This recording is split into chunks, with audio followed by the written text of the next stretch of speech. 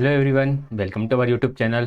Start करेंगे आज हम नेशनल करिकुलम फ्रेमवर्क 2005 राष्ट्रीय पाठ्यचर्या रूपरेखा 2005 को डिस्कस करेंगे। तो स्टार्ट करते हैं फिर आज का डिस्कशन।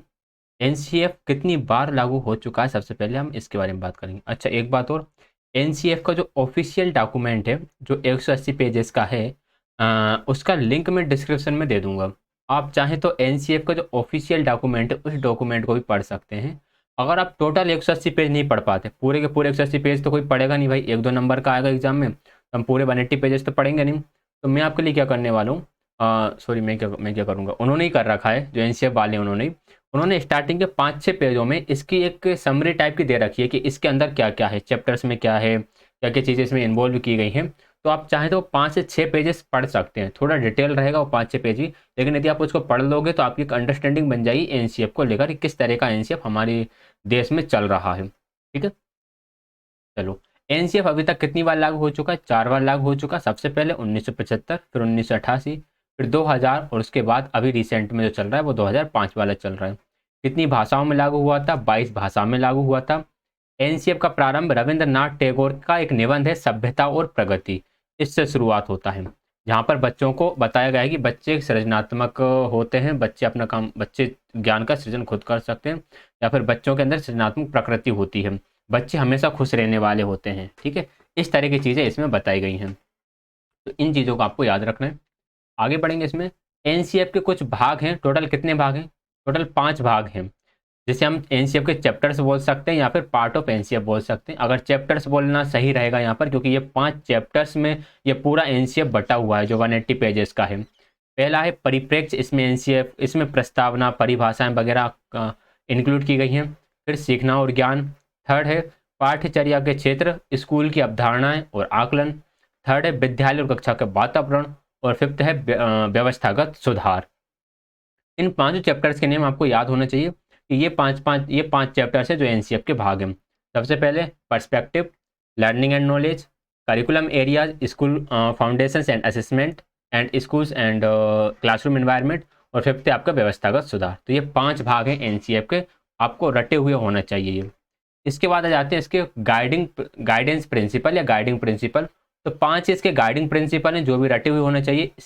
हम किसी भी एग्ज़ाम की बात करें, अगर हम सीटेट की बात कर लें, चाहे हम DSSB की बात करें, या फिर हम रीट की बात करें, या फिर हम यूपी टेट की बात कर लें, ठीक है, तब एनसीएफ से जो क्वेश्चंस पूछे जाते हैं वो गाइडेंस प्रिंसिपल यानी जो मार्गदर्शक सिद्धांत है यहाँ से ज़रूर पूछे जाते हैं। जो आर्मी पब्लिक स्कूल का एग्जाम हुआ था एपीएस का, वहाँ पर भी यहाँ से क्वेश्चन आए हुए हैं। ठीक है, गाइडेंस प्रिंसिपल ऑफ एनसीएफ, ये 5 आपको याद होना चाहिए। ये इंग्लिश में भी है यहाँ पर, और यहाँ पर ये हिंदी में भी है। एक एक वर्ड ऑफिशियल डॉक्यूमेंट से एज इट इज उठाया गया है, तो किसी भी तरह की डरने की आपको ज़रूरत नहीं है कि ये वर्ड ठीक है या फिर नहीं है। एक एक वर्ड जैसा ऑफिशियल डॉक्यूमेंट में लिखा है, अगर आप उससे मैच करोगे तो आपको एज इट इज मिल जाएगा। ठीक है, पहला प्रिंसिपल है कि ज्ञान को स्कूल के बाहरी जीवन से जोड़ना, यानी कि जो आपका ज्ञान है उसको ओनली स्कूल तक ही सीमित नहीं रखना, उसको बच्चे की डेली लाइफ से जोड़ना है, बच्चे के घर की लाइफ से जोड़ना है, जो समाज है उससे जोड़ना है। पढ़ाई रटंत प्रणाली से मुक्त हो यह सुनिश्चित करना है। आपको जो रोट लर्निंग है उस पर फोकस नहीं रखना, आपको creative learning, understanding learning, thinking होना चाहिए, प्रॉब्लम सॉल्विंग लर्निंग होना चाहिए, इस पर आपको फोकस करना है। पाठ्यचर्या पाठ्यचर्या का इस तरह से संवर्धन हो कि वे बच्चों को चहुमुखी विकास के अवसर मुहैया कराए, बजाय इसके कि वे पाठ्य पुस्तक केंद्रित बनकर रह जाए। जो आपकी पाठ्यचर्या है वो सिर्फ पाठ्य पुस्तक केंद्रित बनकर नहीं रह जाए, बच्चों का ओवरऑल डेवलपमेंट हो। अब बच्चों के ओवरऑल डेवलपमेंट का मतलब उनका मेंटल डेवलपमेंट हो, उनका फिजिकल डेवलपमेंट हो, उनका इमोशनल डेवलपमेंट हो, उनका सोशल डेवलपमेंट हो। जो 4 तरह के मुख्य प्रकार के विकास होते हैं, ये हर तरह का विकास बच्चे का होना चाहिए। हमें इस तरह की पाठ्यचर्या बच्चों को प्रोवाइड कराना है। परीक्षा को अपेक्षाकृत अधिक लचीला बनाना, ये वाला स्टेटमेंट डेटा पॉलिसी में आया था।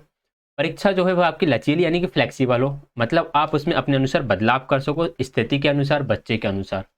कक्षा की गतिविधियों को जोड़ना है। एक ऐसी अधिभावी पहचान का विकास जिसमें प्रजातांत्रिक राज्य व्यवस्था के अंतर्गत राष्ट्रीय चिंताएं शामिल हो, यानी कि बच्चा जो हो वो एक तो जो डेमोक्रेसी उसको समझ सके, अपने राष्ट्र के बारे में सोच सके, देश के बारे में चिंताएं हो उसके अंदर। चिंताएं मतलब ऐसे नहीं टेंशन करके बैठा हो यार बड़ा भ्रष्टाचार है, ये वाली चिंता नहीं होना चाहिए। टेंशन मतलब ऐसी कि वो सोच सके कि मैं राष्ट्र की प्रगति कैसे कर सकता हूँ, ये जो समस्या, इन समस्याओं को कैसे मैं दूर कर सकता हूँ। ठीक है, ये चीज़ें शामिल होना चाहिए उसमें। ये इंग्लिश में लिखा हुआ है यहाँ पर, connecting the knowledge of life outside the school, ensuring the studies are free from rote learning, promotion of curriculum in such a way that provide opportunity to all around development of the children rather than become textbook centric, and making the exam more flexible and linked to classroom activities, development of over, ये क्या है, अच्छा अभिभावी का translation, अच्छा ठीक है ठीक है ठीक है। Overarching identity that include national concern with a democratic polity, clear, पढ़ लेना। अच्छा, विषय आधारित सुधार, सब्जेक्ट बेस्ड सजेशन, कुछ सब्जेक्ट बेस्ड सजेशन दिएगा। सबसे पहले गणित के बारे में क्या बोला गया कि इस विषय का पाठ्यक्रम ऐसा जो चिंतन, तर्क, मूर्त संकल्पना, समस्या को सूत्रबद्ध करने का समाधान में संबंध करें। गणित में समझता प्रत्येक विद्यार्थी का क्या हो, अधिकार हो। विज्ञान के बारे में क्या बोला गया, तो इसमें ये वाला पॉइंट याद रखना कि गणित में सफलता प्रत्येक विद्यार्थी का अधिकार होना चाहिए। विज्ञान के बारे में बोला गया कि इसका स्वरूप ऐसा हो जो प्रतिदिन के अनुभवों की जांच करने, विश्लेषण करने में सक्षम बनाए, पर्यावरण पर बल दिया जाए, अन्वेषण की प्रकृति को बढ़ाए, और इसकी सहायता से गरीबी, अज्ञानता, अंधविश्वास, अंधविश्वास को दूर किया जा सके। सामाजिक विज्ञान, सामाजिक विज्ञान कुछ इस तरह की हो कि इसमें सामाजिक मूल्यों का विकास हो, सामाजिक वंचित वर्गों के प्रति सकारात्मक दृष्टिकोण हो, जल विकास के मुद्दों पर समाकलन पर बल हो, लिंगों की समानता, अनुसूचित जाति, जनजाति, अल्पसंख्यक, इन सब के प्रति क्या हो, संवेदनशीलता हो, आप सेंसिटिव हो, आप इनको अलग ना माने, इनके बारे में सोचें आप, इन ये अगर किसी माध्यम से पिछड़ रहे हैं तो आप इनको बढ़ाने का प्रयास करें। तो ये सारी चीज़ें इन्वॉल्व होना चाहिए। तो ये math, science and social science, इसके बारे में ज़्यादा फोकस करा है एनसीईआरटी ने कि यहाँ पर आपको किस किस तरह की शिक्षा बच्चों को देना है। फिर इसके अलावा इन्होंने कला में, कला यानी कि आर्ट, शांति, बाल केंद्रित शिक्षा, शारीरिक शिक्षा, सार्थक अधिगम, इन सब पर भी फोकस करा है। मीनिंगफुल लर्निंग का मतलब वो है कि आपको रोट लर्निंग से दूर लेकर जाना है बच्चों को। आकलन व मूल्यांकन, असेसमेंट एंड इवेल्युएशन के बारे में, सीसीई को बढ़ावा देना, रचनात्मक आधारित प्रश्न हो, खुली पुस्तक शिक्षा हो, स्वयं आकलन यानी कि बच्चे सेल्फ असेसमेंट कर सकें, निदानात्मक आकलन पर बल हो, एम्फेसाइज ऑन डायग्नोस्टिक असेसमेंट, इन पर बल होना चाहिए। ये हो गया आकलन व मूल्यांकन। बात कुछ इंपॉर्टेंट पॉइंट है। शिक्षक शिक्षा का समेकित मॉडल विकसित हो, यानी कि वो इंटीग्रेटेड वे में पढ़ाए। ज्ञान निर्माण के लिए शिक्षक एक उत्प्रेरक हो, यानी कि शिक्षक की उपस्थिति में ज्ञान का निर्माण तेजी से हो सके। उत्प्रेरक क्या करते हैं, अगर जिन्होंने साइंस पढ़ा हो उन्होंने पढ़ा होगा कि उत्प्रेरक जो होते हैं किसी भी अभिक्रिया में भाग तो नहीं लेते, लेकिन उस अभिक्रिया की दर को बढ़ा देते या फिर कम कर देते हैं। इसी तरह के शिक्षक हो, या तो ये पार्टिसिपेट तो नहीं करेंगे बट इनकी उपस्थिति से ज्ञान का निर्माण तेजी से होगा। लोकतंत्र सहभागिता के लिए पंचायती राज संस्थाओं को मजबूती पर बल, पंचायती राज व्यवस्था पर फोकस कर रखा है, फोकस किया गया है। ज्ञान की प्रक्रिया में समुदाय के लोगों की साझेदारी, स्कूल है, अगर स्कूल के आसपास के जो समुदाय है वो लोग अगर इसमें प्रक्रिया में पार्टिसिपेट करेंगे, यानी कि वो अवेयर रहेंगे, तो ऑब्वियस है जो लर्निंग है वो तो बेहतर होनी ही है। ठीक है, तो इस पर हमें ध्यान रखना है। विकेंद्रीकृत योजना पर बल, विकेंद्रीकृत योजना पर बल का मतलब कि सिर्फ एक एनसीईआरटी नहीं, एनसीईआरटी की जिम्मेदारी नहीं है कि वो पूरी इस एजुकेशन को देखेगी, क्या बदलाव करना है, क्या सुधार करना है, कहाँ पे किस तरह की एजुकेशन रखना है। इसकी एससीईआरटी जो कि स्टेट में होती है, फिर आपकी डाइट हो गया, आपका बीआरसी हो गया, आपका सीआरसी हो गया, इन सभी की जिम्मेदारी है, हर एक यहाँ पर हर एक जो संस्था, हर एक संस्था की जिम्मेदारी है कि वो शिक्षा को बेहतर बना सके, एनसीएफ को लागू करने में मदद कर सके। शिक्षक की भूमिका सुगमकर्ता होना चाहिए, यानी फैसिलिटेटर होना चाहिए। प्रमुख लक्ष्य आत्मज्ञान का निर्माण करना है। समान स्कूल व्यवस्था विकसित हो, यानी स्कूल में सभी को समान रूप के अधिकार प्रदान किए जाएं। यही यहाँ पर इंग्लिश लिखा गया है।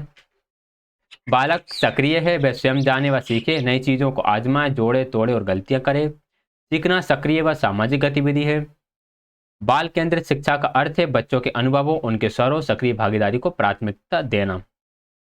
चाइल्ड सेंटर्ड एजुकेशन का मतलब क्या है कि बच्चे जो अनुभव लेकर आते हैं उनको आप क्या दोगे, उनको आप प्राथमिकता दोगे। ठीक है, उन्हें आप नकारोगे नहीं, उन पर आप फोकस रखोगे, यानी कि बच्चे को लगे कि यार उसकी बात स्कूल में सुनी जाती है।